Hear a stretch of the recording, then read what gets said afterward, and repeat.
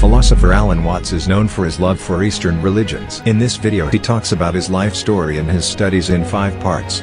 Part 1, England.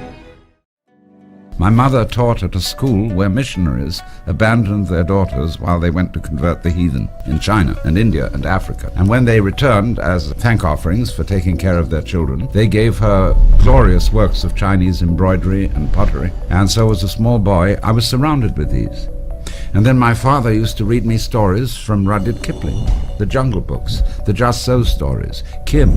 He was one of the major sources through which the high culture of Himalaya came back to the West. And people began to inquire into Buddhism and Hinduism and the things about which he wrote. Our family was Church of England, that is Anglican. It's the most liberal of all forms of Christianity. I, after all, carried the Archbishop of Canterbury's train at his enthronement as a small boy of 13. I was in the very heart of the Church of England and brought up there, and I declared myself to be a Buddhist at the age of 15, but all they reacted was, "Jolly what, the man's a Buddhist." I found the religion I was being taught was extremely oppressive, and I really didn't like the image of God the Father that was being presented to me. It was authoritarian and bombastic. The kind of voices they used to read the scriptures and to say the prayers, I felt to be completely ridiculous. I didn't go along with the militant religion. I thought it unnecessary. If God is God, to show all this armed might was a sign of weakness.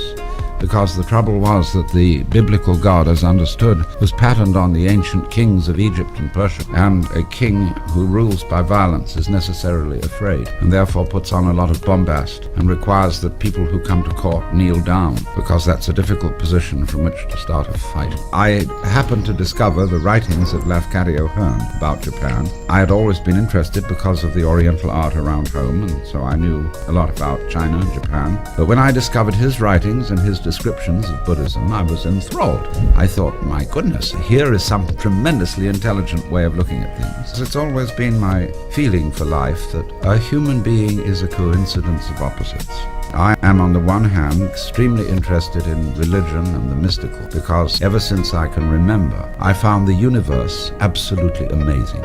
The fact that I exist at all seemed astonishing. But at the same time, I feel that a person who has these interests should also be sensuous, and that religion has no business excluding the sensuous aspect of our lives. I have a foot in both worlds. I have a foot in the sky, as it were, and a foot very much on the earth.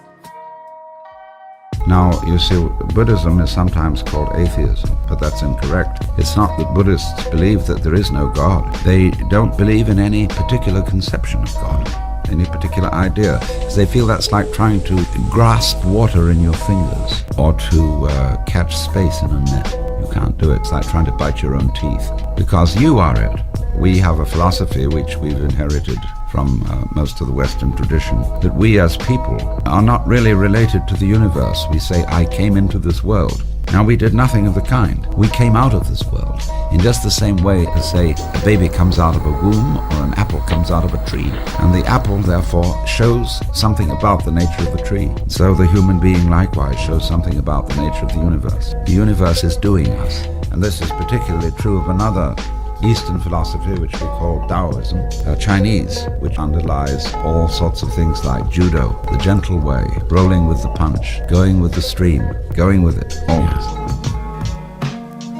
It is, of course, to do something according to the way you like to do it. It's also to get in your own way, to obstruct yourself. We all do that. If you were God, you would get in your own way. In other words, you would find being completely in control of everything, being completely competent, total bore, and nothing adventurous would start, unless somehow or other you could get in your own way or stumble. And so the Hebrews say that when God created Adam, he put into Adam the Yetzer Hara, which is the wayward spirit. And I call it the element of irreducible rascality. And I find it very hard to relate to people who are not aware of this in themselves. People I really like have a certain glint in their eye, which indicates that they're not entirely perfect.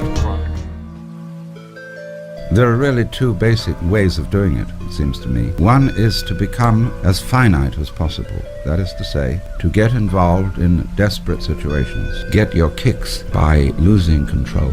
by being in danger. Now the other way is waking up to discover that you're not in danger at all, that you substantially are the eternal source of the universe, and that you will go through all sorts of transformations, but there's nothing to worry about. And therefore, in this way of understanding, you're able to live life with a certain detachment. You're able more to play it as a game than to live it as something serious. So you don't take yourself seriously. Getting people liberated from feeling that one absolutely must survive. When you feel that, you see, survival is a drag. You have to go on. Confucius put it beautifully. He said, a man who understands the nature of life in the morning can die with content in the evening, because he's liberated from feeling that he absolutely must go on. And when you don't feel like that, you have more energy. I get furious about certain kinds of injustice, but I feel that I can be effective in that kind of work only if I know that basically it doesn't matter. If I get involved in a cause where I feel that it absolutely has to succeed, then I feel I can't work effectively for it. And that's why I feel that a certain spirit of a sense of eternity in yourself, knowing that you are one with the Godhead, then